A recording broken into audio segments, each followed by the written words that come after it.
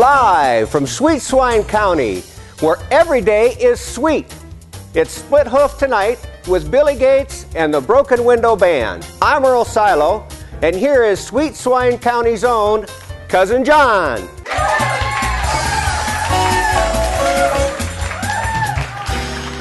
Hey, thanks again, folks. We got another great show for you tonight. Thank you, Earl. Good to see you again. Good to see you, Cousin John. Hey, you know, Earl, something funny happened the other day. It was kind of different. I was out at the golf club, just got out of the shower, was sitting on the bench, you know, toweling off, getting my shoes and socks on, and mourning a little bit on having to give up the hogger, but that's a whole different thing. But anyway, sit right next to me, cell phone rings. So I reach over, hit the speaker button. Hello. Hi, honey, it's me. Are you at the club? Yeah, I'm at the club. Well, I was down here at the boutique, and got this beautiful leather jacket. Real nice, fits me just perfect. It's like $1,200. I'll tell you what, if it fits you that nice and you like it, go ahead and get it. Really? Well, I was over at Hawkins earlier today, and they got that new Corvette in, that dark red that we really like, and he's got it down there for like, you know, $80,000. Well, has it got all the options on it? Yeah, it does. It's the one I want. I said, yeah, I tell you what, go ahead and get it. Why don't you go ahead? Well, you know, the realtor called me, and you remember that house that we looked at last summer? And it was, you know, out there looking over the lake, and it had all this stuff, and they've marked it down to $680,000. I said, tell you what, why don't you offer them $600 cash, see what they say. Oh, you're the best, sweetie. I love you. Love you too. Bye. Hang up the phone. Grabbed it, and I went, hey, does anybody know whose telephone this is? Anyway, folks, we got a great show tonight. Got some great guests. But right now, we're going to take one of our citizens from here in Sweet Swine County, and they're going to show us some of the things that they found outside Sweet Swine County. We'll be right back. Hey, stranger, what can I get you? Oh, quiet one. We get all types around here. You'll find in our part of the country, it's friendly with towns that you will not forget. Chef Randy and I just the other day went down to a great town. It had great history, and we haven't stopped talking about it yet. Jackson County. Located on the eastern edge of the county, you'll find the small community of Jackson, Minnesota. This town is situated just off Interstate 90 and boasts about 3,500 residents. Originally settled in 1856, Jackson was originally known as Springfield. Over several years, the community was plagued by unrest from Native Americans and was abandoned for over 2 years. Jackson was permanently settled in 1865 after the Civil War. Jackson's thriving downtown includes businesses of all kinds, city and county government offices, and beautiful library. Ashley Park is located just across the beautiful Des Moines River from the downtown area. Here, you'll find the Olson Slabakan Log Cabin and the Pioneer Memorial Monument. Located throughout the town of Jackson, you'll also find 9 other parks, plus walking and biking trails. Residents and visitors may take advantage of numerous activities, both indoor and outdoor, during all seasons. The Jackson County Central School District offers success in classroom and extracurricular activities. The swimming pool offers fun and exercise to the community year-round. Higher education is available through the Jackson campus of Minnesota West Community and Technical College. Healthcare is available through the 20-bed Sanford Jackson Medical Center. Jackson hopes you'll visit their community. They want you to discover a great place to work, live, and play. Thank you for stopping by. And if you need any information about the towns around here, just remember, ask for Norma. Located in Martin County, in south central Minnesota, is the town of Fairmont, known as the City of Lakes. Fairmont is built around a chain of 5 lakes. Originally settled in 1857, Fairmont is currently home to over 10,000 residents. Fairmont's thriving downtown business district is a wonderful mix of yesterday's historic splendor and today's entrepreneur spirit. You'll find several historic buildings in the downtown area, including the 1867 Chubb House, the oldest brick house still standing in Fairmont. The Red Rock Center for the Arts was constructed in 1898 of Sioux quartzite block, and the Fairmont Opera House was built in 1901. The beautiful Martin County Courthouse was built in 1906 and was placed on the National Register of Historic Places in 1977. The old post office was built in 1926. The Martin County Historical Society and Pioneer Museum keeps history alive amidst 12 rooms filled with treasures from yesteryear. Today, the downtown area is bustling with many great businesses and activities and offers anything you might need for your active lifestyle. Complete your banking, seek legal, tax, or financial advice, shop for clothing or jewelry, get a makeover, decorate your home, enjoy breakfast, lunch, or dinner with friends or family, and enjoy the nightlife. Enjoy Fridays in the park all summer long. Assess the City of Fairmont trail system to enjoy scenic trails around the lakes. Take part in the Interlochen Days Festival and see Fairmont glow with Christmas lights. And you park free when you take advantage of all these downtown activities. Fairmont hopes you'll visit so you can enjoy the friendly hometown atmosphere of historic downtown Fairmont. Hey, let's hear it again for Billy Gates and the Broken Windows Band. I tell you what, Earl, they just get better every week. They do. Better every time. Earl. What? What are you doing? What are you doing with my phone? Phone? That's my telephone. I thought this was just one of them little computers. Well, Just a little one. it is kind of, but it's a telephone that you can get web access and you can get. What are you looking for anyway? Really? You can get the interweb on here, huh? Yeah, they have the internet on computers now, Earl. What do you got there? Well, you know, I found there's a website here it's a website called OurStoryMN.com. Yeah, it's Our Story Productions. We Oh. talked about this last show. Oh. What? We know I'm reading here, and it says that they've got volunteers from around this, like 42 volunteers from around this area that help out with As the Corn Grows. Right, and that, volunteers means they don't get paid. Oh. That's like working for you. Yeah, they are working for me actually, but enough about that, Earl. Tell me about what's your next little trip you're taking there? Oh. What have you found? You know, I did find... Give me that back. I did find another place that I'd like to go in the segment I call... Wait a second. What? You going to visit another movie theater? Matter of fact, I am. I'll tell you about it here. Would you lose the sunglasses? Why? I mean, you look like the kind of guy that they want to keep out of school zones. That's just not right. All right, leave the sunglasses. Tell us about it. I'm sorry. Well, I'd like to present my little segment I call Earl Steps Out. Like I said, Cousin John, I'm going to visit another theater. This time, I'm going to go down to Emmitsburg. We're just down over here. That's not too far away. In the county seat of Palo Alto County in Iowa. I'm going to visit the Riviera Theatre. That's in northwest Iowa, Emmitsburg, Palo Alto County. Yep. Just west of the intersections of Highways 4 and 18, you'll find the historic Riviera Theatre. Now, the first building on this site was the Emmitsburg Opera House. It was a quote from a souvenir program printed for the grand opening on around September 12th of 1905 stated that... 05. Wow. Said that in August of 1904, ground was broken for the splendid edifice that now graces the corner of Broadway and Main Streets. That's what they said. Broadway and Main. Yep. Highway 4. Yep. Yep.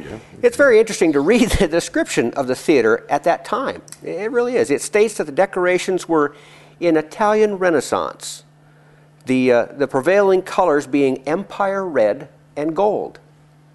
It was complete with a large balcony to seat 275, with 4 box seat balconies that seated 6 each. Another 24. Yeah. Now this building, it was destroyed by fire on August 21st of 1936. Ooh. Yeah. But after the fire, the present Riviera Theatre building was built and reopened in December of 37. There's a cornerstone in the boiler room that is dated and signed by the gentlemen that were instrumental in its rebuilding. Oh. Yeah. Some of the original brick wall between it and the rest of the building is still visible down in the boiler room. You know? In 1981, the theater was bought by Fridley Theaters, who operated it until April of 2010, when the business was sold to Greg and Steve Hoyman. And the building was purchased by Dale and Joanne Mattison in 1990. Now, for your chance to watch a current movie in this wonderful historic Riviera Theater, you can check out their website at emmitsburgmovies.com. So I found this theater, and I think this would be fun. I think this would be a great place to go the next time that Earl steps out.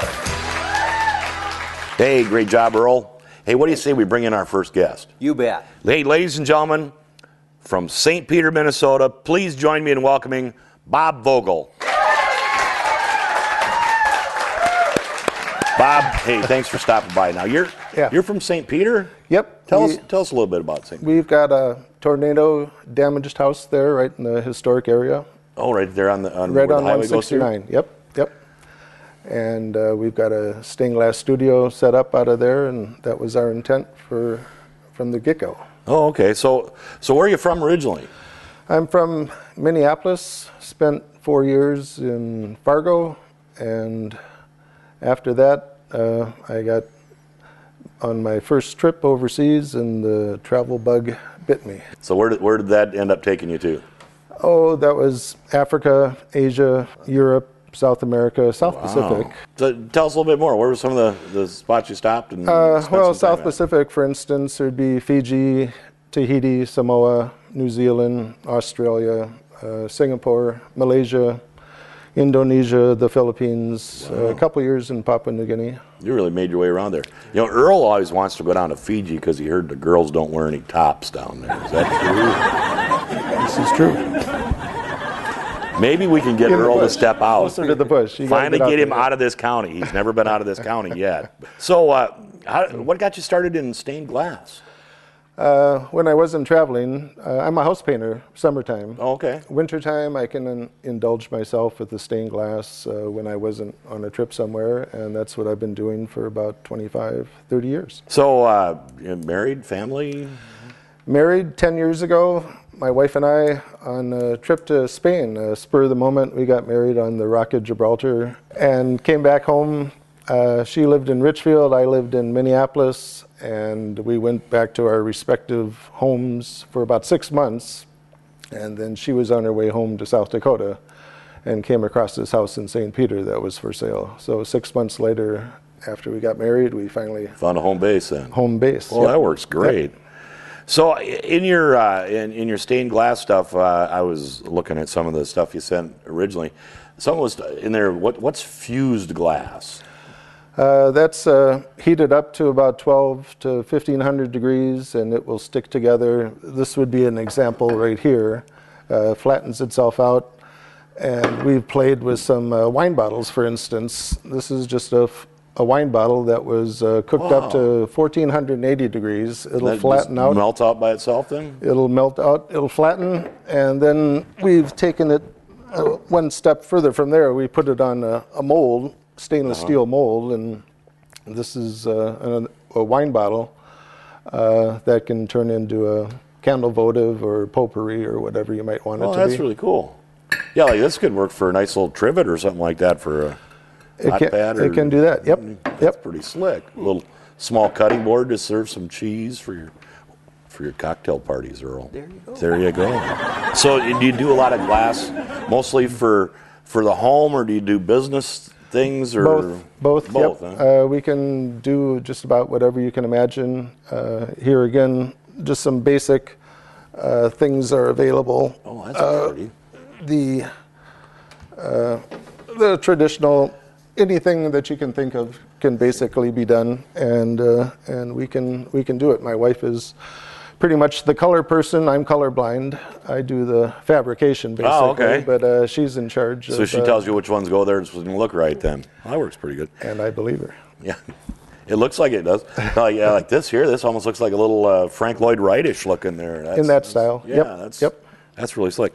So now, like, do you go around Minnesota showing your stuff? And We do have some shows. We'll be in Mankato at the E.D. Bailey Gallery from April 12th to about May 27th, I believe it is. Oh, wow. And yeah, we're in certain galleries around.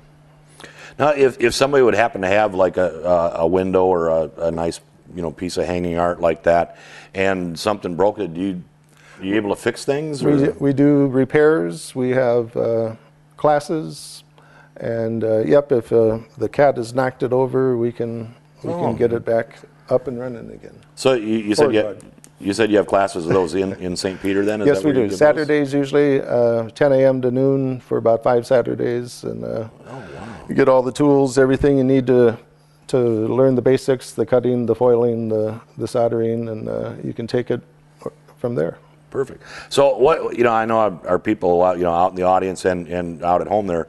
If you got like one of those website things there, or we could have them take a look at there for you. We do have a website. Otherwise, call me. I do know how to use the phone better. Oh, okay. He's low tech. He prefers phone. What's the phone number you'd rather have contact? That's 507-931-3818. Yep. Perfect. Well, hey, Bob, pleasure having you here tonight. Can you stick around for a couple seconds? We do little things where one of our reporters from outside Sweet Swine County is going to go out and tell us a little bit about that. Could you hang around and watch that with us? I'd love to see it. Sure. Oh, perfect. Ladies and gentlemen, let's look at another report from outside Sweet Swine County.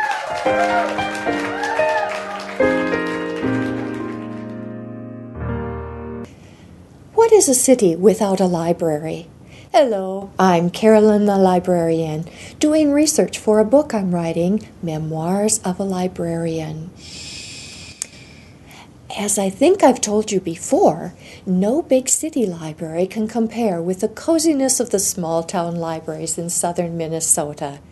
They provide so much of their rich history and commitment to their citizens and guests, providing information and entertainment. Today, we'll be visiting Pipestone Community Library. The original Pipestone Library Board convened on March 27, 1900, and the first library was set up on the second floor of City Hall. In 1903, notice was received that Andrew Carnegie was providing a grant of $10,000 for a public library building. The new public library opened for business on November 11, 1904. In 1975, the public library combined with the school library to better serve the community. Today, this library is one of only 2 combined community and school libraries.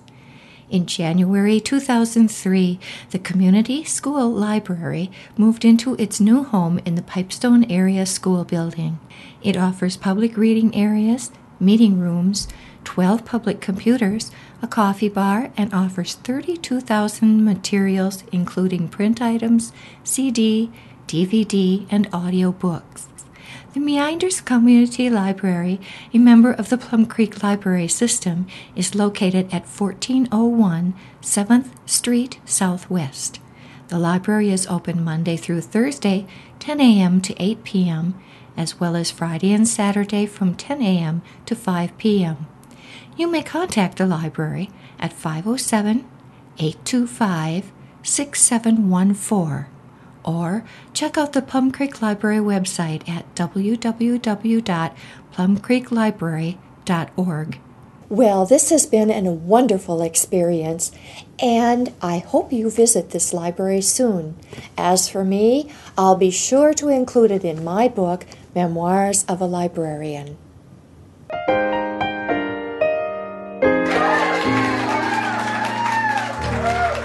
Hey, another great report and another great guest. Folks, that's it for tonight.